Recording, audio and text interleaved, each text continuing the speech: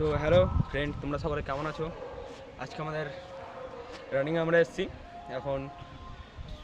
তো আমি তোমাদেরকে এখন বলবো যে সমস্ত সকল ভাইয়েরা যারা রানিং করছে, যাদের শ্বাস খুব ফুলে রানিং করার সময়, তাদের জন্য এই টিপসটা যে তোমরা যখন রানিং করো তখন কি হয়, তখন তোমাদের শ্বাস অনেকটা ফুলে যায়।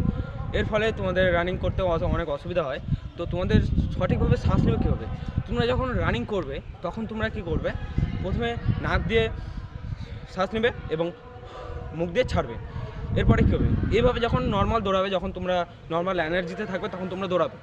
আর যখন তোমরা খুব দুর্বল হয়ে পড়বে বা ক্লান্ত হয়ে পড়বে, যখন মনে হবে যে না আমি পাচ্ছি না, খুব ক্লান্ত লাগছে, তখন তোমরা কী করবে, তখন দুবার নাক দিয়ে নেবে এবং মুখ দিয়ে একবার ছাড়বে। এইভাবে তোমরা যতক্ষণ না দুর্বল হয়ে তোমরা কাটছো ততক্ষণ ধরে তোমরা এইভাবে শ্বাস নেবে।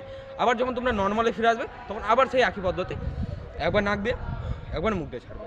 আর হচ্ছে আরেকটা যেটা টিপস, যখন তোমরা রানিং করবে তখন কি, রানিং করার সময় তোমরা যদি আরেকটা যদি টিপস ফলো করো, দুবার ধাপ ফেললে ধাপ ফেলার পর একবার শ্বাস নেবে, আবার দুবার ধাপ ফেললে তারপরে শ্বাস ছাড়বে। এইভাবে যদি তোমরা করো, তোমরা দু ধাপেও নিতে পারো শ্বাস, বা 3 ধাপে শ্বাস নিতে পারো। মানে 3 ধাপে যদি শ্বাস নাও, 3 ধাপে শ্বাস নেবে এবং 3 ধাপে ছাড়বে। এইভাবে তোমরা যদি শ্বাস নাও তাহলে তোমরা রানিংয়ে অনেক এনার্জি পাবে এবং লং টাইম রান করতে পারবে।